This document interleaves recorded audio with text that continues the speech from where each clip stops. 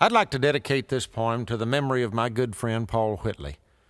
Paul lived by himself for over 40 years at the Cedar Top Camp on the Wagner Ranch just outside of Vernon, Texas. His skin looked like leather. He walked with a limp, talked with a slow Texas drawl. His knuckles were knotted and his right thumb was gone. He said a stud bit it off late last fall, but hell, we knew he was lying. We'd watched him dally it up. It ain't healthy to call him a liar, and it was Saturday night before the wagon went out, and he is setting our new kid on fire. Now, we've all heard his stories about places he's been, and we think that Jake's kind of strange. He looked over at me and said, "I'm schooling this boy about the unwritten laws of the range."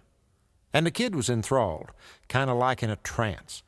Jake sensed that he had a good grip, so he straightened up, hitched his pants, took a drink of cold beer, and turned around with his hand on his hips, and he said, "Son, a man's brand is his own special mark.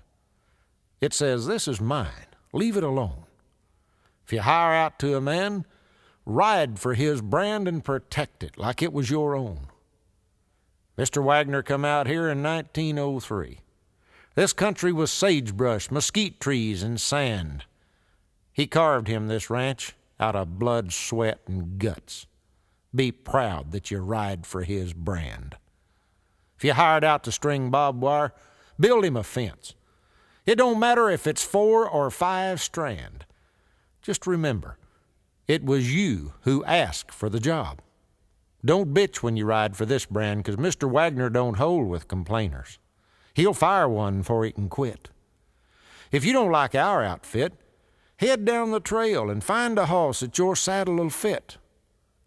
But if you get up early, catch your own bronc, show the boss that you're making a hand, Mr. Wagner will be there to cover your bets, as long as you ride for his brand. He said the winter I spent at the Sixes, we had a man at the old Taylor place who rode up on some hiders, skinning a cow, squared off at them scamps face to face. Now, he could have rode off, never looked back, but he wasn't that kind of man. We found him in Ash Creek, shot all to hell. No-Kona Joe died for the brand. Well, we know the old man tells a windy or two, like the one about losing his thumb, and No-Kona was killed in a bar in Fort Worth by the demons in a bottle of rum. But I got to thinking about what he had said, and the more of it I understand, the more I believe we'd be all better off if more people would ride for the brand.